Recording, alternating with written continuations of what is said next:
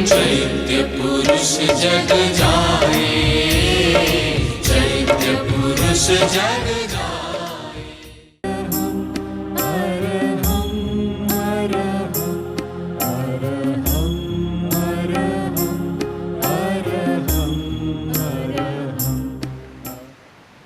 एक प्राचीन अर्थशास्त्र जो महामात्य कौटिल्य ने लिखा था। चाणक्य का अर्थशास्त्र, राजनीति शास्त्र और भी उसमें बहुत कुछ बातें हैं। उसमें सेना की व्यूह रचना के प्रकार बतलाए गए। सेना युद्ध के समय व्यूह रचना करती थी। हम अध्यात्म के क्षेत्र में, धर्म के क्षेत्र में देखते हैं तो वहाँ भी एक व्यूह रचना है। मोह कर्म है जो चेतना को मूर्छित बनाता है, मूढ़ बनाता है, उसकी अपनी व्यूह रचना है। प्रेक्षा ध्यान का एक प्रयोजन है कि मोह का जो व्यूह है उसको भी तोड़ना है, व्यूह रचना से बाहर निकलना है। जो व्यूह रचना है उसका संचालन करने वाले दो हैं, अहंकार और ममकार। ये दो उसका पूरा संचालन करते हैं और सारा व्यूह उनके अधीन बना हुआ है। अहंकार और ममकार। मैं अमुक अमुक हूँ, जितनी उपाधियाँ लगती है अहंकार के कारण लगती है। मैं धनवान हूँ, मैं पंडित हूँ, मैं अधिकारी हूँ, ये सारा अहंकार। और मेरा है, घर मेरा, परिवार मेरा, धन मेरा, ये ममकार। अहंकार और ममकार। अहंकार और ममकार ये दोनों जितने ज़्यादा होते हैं उतनी ही समस्याएं बढ़ती है, दुख बढ़ता है। यदि हम दुख का स्रोत खोजना चाहें तो हमें अहंकार और ममकार तक जाना होगा और उससे आगे वह मोह कर्म बैठा है। तो अहंकार और ममकार ये दोनों प्रमुख हैं। ये दोनों एक अपने सहायक तैयार करते हैं, अपनी रचना करते हैं। राग और द्वेष ये सारी उपज है अहंकार और ममकार की। राग, कहीं किसी के प्रति हमारी आसक्ति हो जाती है, राग का भाव पैदा हो जाता है, और किसी के प्रति हमारा द्वेष का भाव पैदा हो जाता है। राग और द्वेष ये दोनों बने। जब राग और द्वेष हैं, उनका अपना संसार है और वे भी अपनी सृष्टि का निर्माण करते हैं, और उनकी सृष्टि का उत्पाद है कषाय और नो कषाय, क्रोध, मान, माया, लोभ। कषाय यह राग और द्वेष की सृष्टि है। भय, घृणा, काम वासना, शोक, ये सब राग और द्वेष की सृष्टि है, उनके द्वारा पैदा किए जाते हैं। जब कषाय है, आदमी की चेतना रंग जाती है, कषाय का अर्थ यह रंग देना, अपने रंग में रंग देना। व्यक्ति की चेतना कभी क्रोध से रंगी जाती है, कभी लोभ से रंगी जाती है। इस प्रकार शुद्ध चेतना नहीं रहती, एक रंगीन चश्मा आँख पर आ जाता है। जब रंगीन चश्मा होता है, हम यथार्थ को नहीं जान सकते। जिस रंग का चश्मा है, सारी दुनिया हमारे लिए उस रंग की बन जाती है। तो कषाय का काम है चेतना को रंग देना, और जब कषाय है तो कषाय से फिर योग की प्रवृत्ति होती है। योग, कषाय से योग यानी मन वचन काया की प्रवृत्ति। इस पर फिर हम ध्यान दें। प्रेक्षा ध्यान का एक आधारभूत सूत्र है भाव जगत, भाव तंत्र, उसका आधार है। मन पर आधारित नहीं है। प्रेक्षा ध्यान की पद्धति मन पर आधारित नहीं है, और मानसिक समस्याएं भी उसके लिए गौण बात है। मन गौण बात है, मुख्य बात है भाव, उपाधि, भाव। भाव, सारा ध्यान भाव पर चलता है। हम जिसे कहते हैं अध्यात्म, आध्यात्मिकता, हमारे लिए आध्यात्मिकता का अर्थ है भाव जगत। भाव तक हम पहुंच जाते हैं, वह आध्यात्मिक होता है। मन बाहर का तंत्र है, वचन भी बाहर का तंत्र है, शरीर भी बाहर का तंत्र है। अब पूरे क्रम को आप देख लें कि अहंकार, ममकार, राग द्वेष, कषाय, नो कषाय, और फिर योग यानी मन वचन काया की प्रवृत्ति। मन वचन काया यह भाव का कार्य तंत्र है। भाव प्रमुख है, और उसका जो तंत्र है, कार्यकारी तंत्र, जो उसका एग्जीक्यूटिव है, वह सारा है मन वचन और कर्म, जो बाहर की क्रिया है। इसलिए हमें मन को महत्व देना है, पर भाव के बाद मन को महत्व देना है। हमारा सारा प्रयत्न मन की समस्या को सुलझाने के लिए नहीं है, हमारा सारा प्रयत्न है भाव की समस्या को सुलझाने के लिए। भावात्मक स्वास्थ्य यानी हमारा स्वास्थ्य, भावात्मक स्वास्थ्य। जब भावात्मक स्वास्थ्य है तो मानसिक स्वास्थ्य भी हो सकता है और शारीरिक स्वास्थ्य भी हो सकता है। यह एक नया अभ्युपगम है, एकदम नया कंसेप्ट है, क्योंकि प्रायः ध्यान की प्रणालियों में मन पर ही विचार ज़्यादा किया जाता है। बियॉन्ड माइंड की बात तो कभी कभी आती है, सारा मन पर निर्भर है। प्रेक्षा ध्यान का मूल आधार है भाव जगत, भाव तंत्र, और भाव तंत्र का परिष्कार, यह प्रेक्षा ध्यान का स्वरूप है। इस चक्र व्यूह से स्पष्ट हो गया कि मन का स्थान पहला नहीं है। पहला स्थान है अहंकार और ममकार का, दूसरा स्थान है राग और द्वेष का, तीसरा स्थान है कषाय और नो कषाय का। यह सारा भाव जगत हमारा भाव तंत्र है। और इसके बाद स्थान आता है मन का, योग का, यानी मन का, वाणी का और शरीर का, इनकी प्रवृत्तियों का स्थान आता है। हमें भाव को ठीक समझना है। भाव एक भीतर से आने वाला चेतना का स्पंदन है, एक वाइब्रेशन जो भीतर की चेतना से आता है, और सूक्ष्मतर शरीर के प्रकंपन आते हैं, तब भाव का निर्माण होता है। हमारा कर्म शरीर जो सूक्ष्मतर शरीर है, उसके प्रकंपन तेजस शरीर में, हमारा एक तेजस शरीर, इलेक्ट्रिकल बॉडी हमारे भीतर है, विद्युत शरीर जिसके द्वारा सारा हमारा संचालन हो रहा है।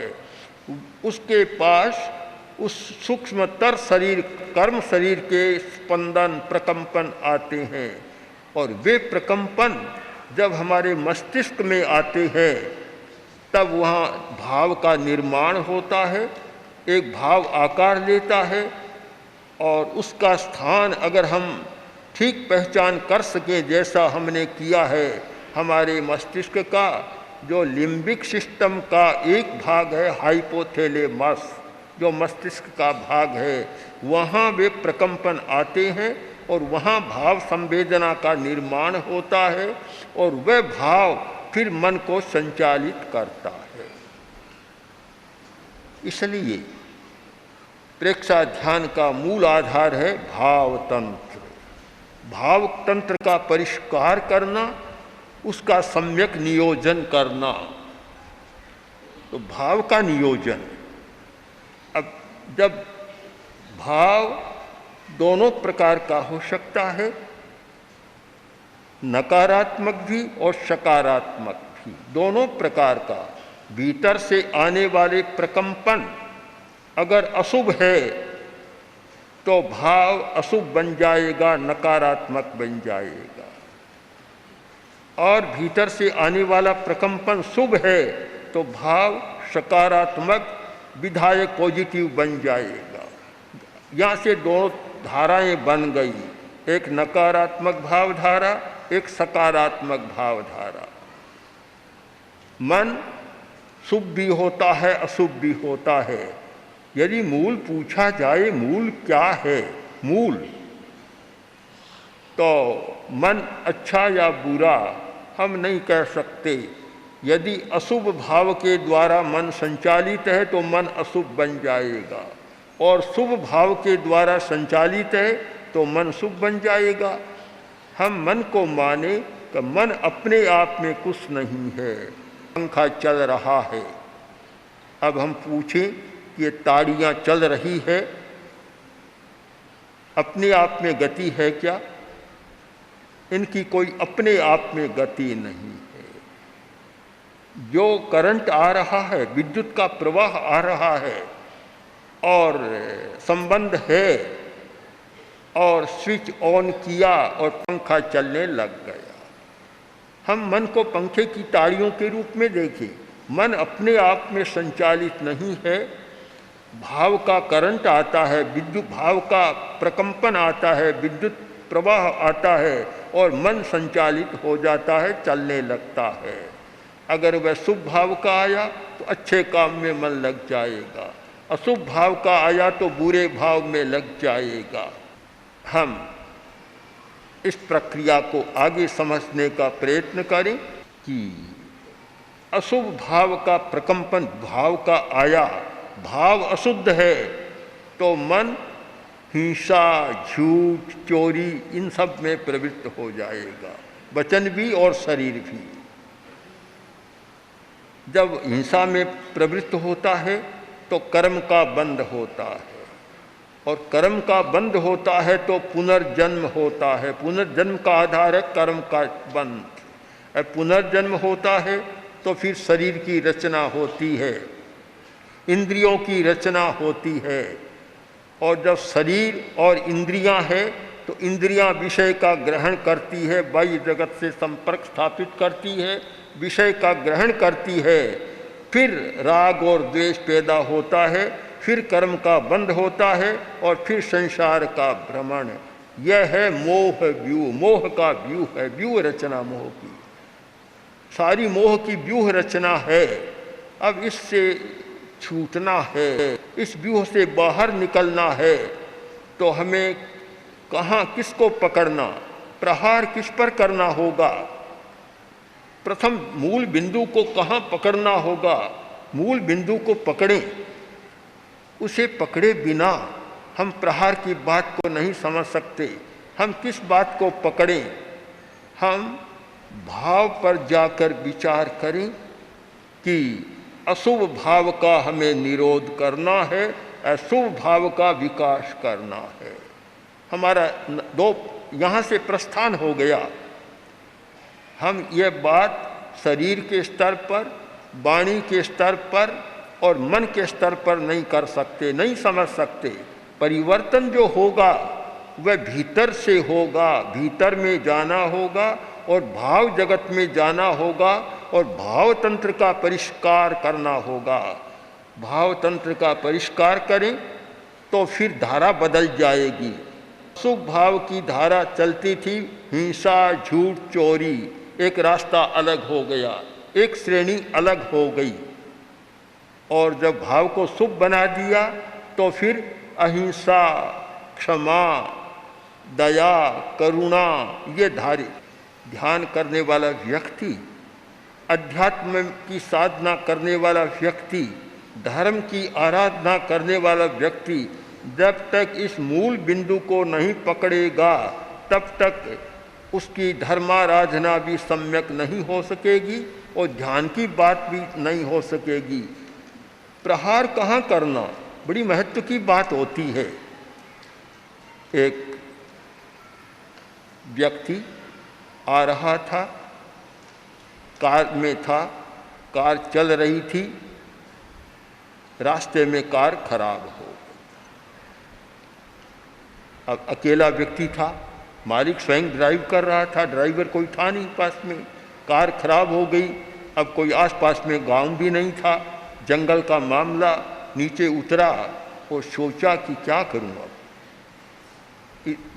गया, थोड़ा आगे गया, आधा किलोमीटर आगे गया तो दिखा कोई एक झोंपड़ी है, आदमी बैठा है। उसके पास गया, जाकर बोला कि भैया मेरी कार खराब हो गई, मिस्त्री था वह बैठा था, तुम ठीक कर दोगे? कहा ठीक कर दूंगा, ठीक कर दूंगा। उसने अपने औजार हाथ में लिए और जहाँ कार रुकी थी वहाँ आए। उसने सारा देखा, देखकर बोला कार में ठीक कर दूंगा आपकी, क्या लोगे? कि 100 रुपया लो। ठीक है, जंगल का मामला है, जो मांगे देना है। उसने कहा ठीक है, ठीक कर दो तुम, ये लो 100 रुपया। उसने हथौड़ी हाथ में ली और इंजन पर एक चोट की और कार चालू हो गई। तब मालिक बोला कि तूने मुझे ठग तो लिया। ठीक है, मैंने 100 रुपये दे दिए, पर ठग लिया तूने, एक चोट दी और 100 रुपये।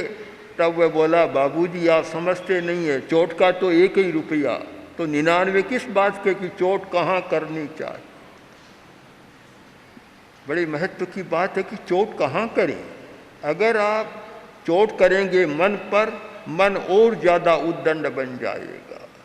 आप चोट करेंगे शरीर पर और वाणी पर, ये और उच्छृंखल बन जाएंगे। चोट कहाँ करें? तो चोट कहाँ करें? भाव तंत्र पर चोट करें, भाव शुद्धि का अभ्यास करें, भीतर जाएं। शरीर पर मत रुको, वचन पर भी मत रुको, मन पर भी मत रुको, भाव तंत्र तक पहुँचो, वहाँ तक जाओ। वहाँ जाओगे तो तुम्हारी समस्या का समाधान होगा। और मन पर ही अटक गए तो मन तो स्वयं बंदर है, चंचल है, वह तुम्हारी समस्या का समाधान कैसे करेगा? जो स्वयं चंचल है, जिसमें स्वयं स्थिरता नहीं है, वह समस्या को कैसे सुलझाएगा? भाव तंत्र तक जाओ और भाव तंत्र को देखो और फिर उसका परिष्कार करो। चोट वहाँ करो, चोट भाव पर करो तो तुम्हारा काम ठीक होगा, काम चालू हो जाएगा। हमें अंतर जगत में प्रवेश पाना है। हमारा आध्यात्मिक जगत ये भाव जगत, हमारा धार्मिक जगत भी भाव जगत, हमारा जो कुछ करने का है परिवर्तन करने का बिंदु भी हमारा भाव जगत। इसलिए प्रेक्षा ध्यान की प्रणाली में मन को मुख्य नहीं माना गया है। यहाँ मुख्यता है भाव तंत्र की, भाव तंत्र का परिष्कार। जो शांति केंद्र, ज्योति केंद्र और ज्ञान केंद्र, इन 3 चैतन्य केंद्रों पर ध्यान का प्रयोग कराया जाता है। ये सारे भाव तंत्र के परिष्कार के तंत्र हैं। यहाँ भाव तंत्र का परिष्कार होता है। ज्योति केंद्र पर ध्यान किया जाता है, क्रोध संतुलित हो जाता है। क्रोध एक भाव है, क्रोध संतुलित हो जाता है। क्यों? कि ये हमारा स्थान जो कपाल का स्थान है, अग्र मस्तिष्क का स्थान है, यह इमोशनल एरिया है, कसाय का क्षेत्र है। यहाँ से कसाय व्यक्त होते हैं। और जब यहाँ हम सफ़ेद रंग का ध्यान करते हैं, पूरे ललाट पर सफ़ेद रंग का ध्यान करते हैं, तो हमारे कसाय शांत होते हैं, क्रोध शांत होता है और भी अनेक भाव शांत होते हैं।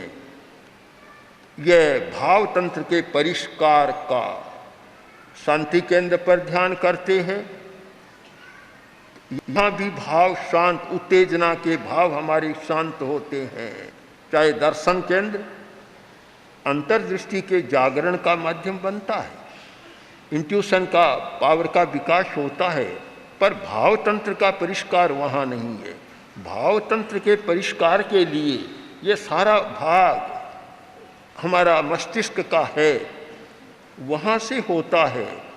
तो हमें भाव तंत्र का परिष्कार करना प्रेक्षा ध्यान का मूल आधार। और जब भाव तंत्र का परिष्कार होता है, फिर मन भी शुद्ध होता है, गति बदल जाती है, वाणी की गति बदल जाती है। फिर उस व्यक्ति के मुंह से कभी कोई कटु शब्द नहीं निकलेगा, किसी की वह निंदा नहीं करेगा, चुगली नहीं करेगा और ईर्ष्या नहीं करेगा। ये सारा बदल जाता है। और शरीर की क्रिया भी बदल जाती है, क्योंकि शरीर के जो वेग हैं वे सारे भावों के द्वारा उत्पन्न होते हैं। प्रवृत्ति सारी मन, वचन और काया की।